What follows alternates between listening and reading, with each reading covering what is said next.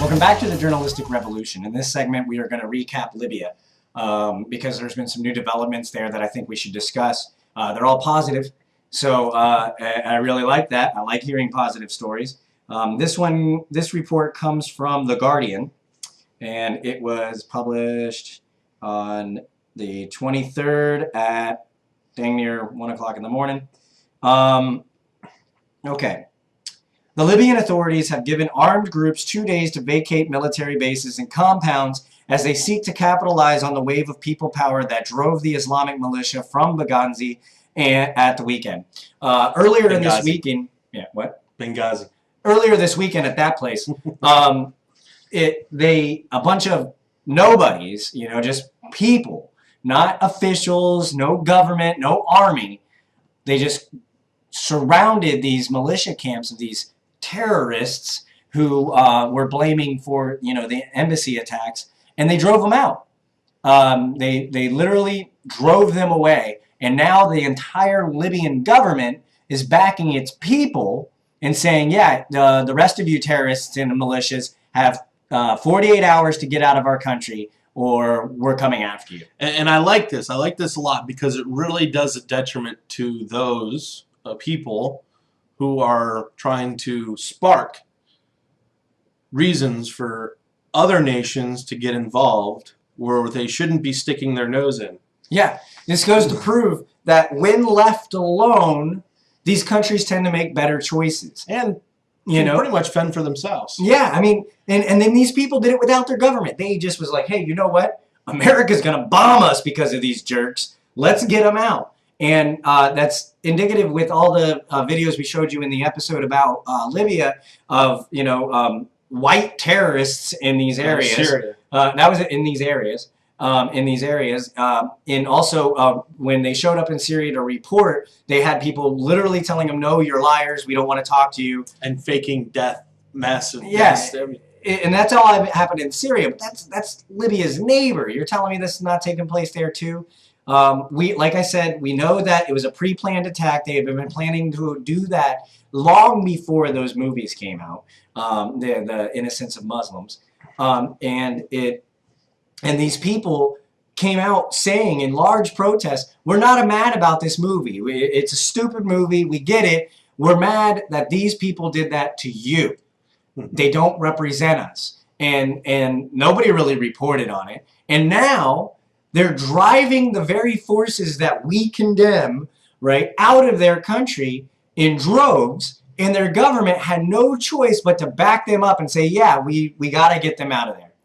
And I really like those pictures I come across where it's like a Libyan candle vigil. Yeah, candle and vigil they got a picture for the ambassador. Who, these people are not evil. They're not fighting each other. They're not angry with each other. Somebody is over there sparking it, and they're trying to cause something. We can assume that somebody is over there trying to spark it. It's pretty large assume. But we have no evidence that it's happening in Libya. The only thing that we have is the reactions of the Libyan people. Mm-hmm. That's the fact. The fact is that if it was the Libyan people, the Muslims want to kill us for our freedoms, they would have been supporting those terrorist attacks. They wouldn't be driving the people out. And the government wouldn't be backing them. They would say, well, those people who are opposed to those terrorists are extremists. And they would have came up with a reason on why to negate that fact. But they can't. And this is happening in a lot of Middle Eastern countries. And the Arab Spring, everybody's saying in the mainstream media that it's coming to an end. We're about to enter the Arab winter. Well, I don't think so. I think we're still in the midst of the Arab Spring. They got rid of their corrupt leaders and we're like, okay, let's get all these people out. Then they're looking around and go, what's America doing here? And now they're turning towards us and they're protesting saying, hey, you guys got to get out too. You don't get to make the decisions of what we do in our own country. And I like that. I like that they're finally standing up for themselves. If you look at like the protests in any of these countries, they're protesting us. Well, not us, our government. And our leaders. And they're standing up for themselves, which I really, really do appreciate because we've been trying and doing, we can only do so much here. And I want to say too, I don't sympathize with people who kill people. So if you want to use the argument that we're terrorist sympathizers because we're trying to show you the lighter side of what's going on over there, and not such nice language, eat it. Because it's upsetting that you're calling me a sympathizer when I don't sympathize with murder. Okay, these people who commit these acts, these individuals, a small group of individuals contingent who are doing this are murderers and should be treated as such. Just like I don't support drone strikings. Just like us. Now we're over there, we're murdering. So I'm not a hypocrite. I'm not going to support murder in one aspect and then say it's okay and not okay in another aspect.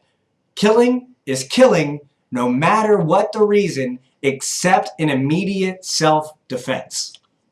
Sorry, guys. And also, I'd like to take this moment to also recap something that I said in our previous episode. It was about after the gas prices, the oil selling happened in China selling their oil or buying oil in yuan as opposed to the United States dollar. And we talked about how Iran and Russia were immediately linked because they are allies. Well, folks, I said that. This is what he said. Programs. Now I want you to pay attention over the next couple months, because, and I could be wrong, but I want to see if over the next couple months, we'll pay close attention to this, if Iran talk starts fueling up like wildfire. And it will. Well, guess what? Came out within days, a matter of days, and basically gave the United States an ultimatum, which I think is funny because it's like, or what? But basically saying that the United States had to go after Iran. And I watched a video, and the guy said, well, it's the United States' responsibility to do this because they're the world power. Not that we couldn't handle it ourselves. And I'm thinking, well, why don't you handle it yourself?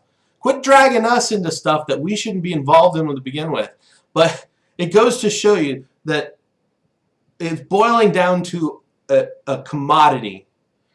What all is going on over there, and what's centralized? This whole thing is centralized around the fact that China has now allies with Russia and Iran. They've always been allies, but the fact that China has basically given up on the U.S. dollar, and now within a week, Israel's coming out and giving the United States an ultimatum. Yeah, it's talking about Iran, and there's lots of other talk on Iran. And as a matter of fact, if you watch that whole video with Romney, even he says that we need to convince the people about Iran, and it's really sad. And it's indicative that their pattern is so predictable now to those who keep their eyes open. Yeah. You just go, hey, look, this just happened. Well, how do they normally react? Oh yeah, they're going to do this. And we were able to do it. I often think that when people have like this picture in their head, when Middle Eastern, it's the picture that used to come up in my head. And it's basically what you, through movie indoctrination and through the mainstream media, you picture when someone says, oh, Pakistan or Afghanistan or Syria or Libya, you think of these really run-down buildings and bombed and exploded. You know, so Iran, I saw a video of Iran. It was almost like a vacation video. You know, some of these nations are very beautiful places. And the fact that fights are going on over there and the United States is dipping in is making it seem something that they're not. Some of these places are very beautiful and probably places I'd like to visit someday, but I can't. Yeah. So, yeah, that's the recap of Libya. It's, you know, we want to make sure that people keep a positive outlook on people in general. Are there murderers out there who are using terrorist tactics, because terrorism isn't a nation, but using terrorist tactics against American civilians and diplomats? Yes. And they're using them against their own people too. Is it Muslims or Arab people from an entire freaking group of or a nation doing it? No. No. And we need to stop pretending that it is. And until then, all we're going to do is keep perpetuating war inside the Middle East areas, and eventually upset China and Russia because we're messing with their allies. And this is going to keep going on over the next couple months, so we'll keep coming up with more information as we get it, and we'll keep you guys informed on how things are going on as best we can over there, because we're not over there. But we're going to continue to recapping it until we hopefully can bring enough people to realize that what's going on there is exactly what it seems. Yeah. All right, and that concludes this part of the episode. In the next episode, we're going to be the next segment, we're going to be talking about Fall Festival. We're going to recap Fall Festival, and that will be our part 6. Yeah, part 6. So I'm saying, peace out, sayonara.